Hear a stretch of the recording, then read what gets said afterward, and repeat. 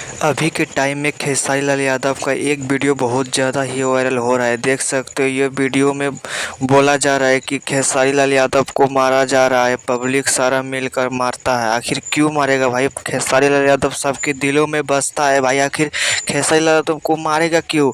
इसलिए इस वीडियो में लिख कर भेज दिया है और सोशल मीडिया में पूरा फैला दिया है कि खेसारी लाल यादव ने स्टेज शो में मार खा लिया, वो भी पवन सिंह का फैन फॉलोअर ने उसको मारा है। हाँ तो भाई मैं उससे बताना चाहता हूँ भाई, यह कोई मारा पीटा नहीं है, ठीक है। जो कि भाई मूवी शूट करने गया था खेसारी लाल यादव, उसी टाइम रोड पे बहुत ज़्यादा भीड़ हो गया था, उसी कारण खेसारी लाल यादव बहुत ज़्यादा तेज़ी से भाग रहा है। देख सकते हो इस वीडियो में लाइव। हाँ तो दोस्तों मुझे नहीं लगता है कि इस खेसारी लाल यादव कहीं मार खाया हो, क्योंकि भाई खेसारी लाल यादव एक ब्रांड है बिहार के भाई। वो कहीं पर भी भाई चला जाएगा ना भाई, उसको कोई नहीं मारेगा, क्योंकि भाई सबके वो दिलों में बसता है। मुझे नहीं लगता है कोई पब्लिक खेसारी लाल यादव को टच भी करेगा।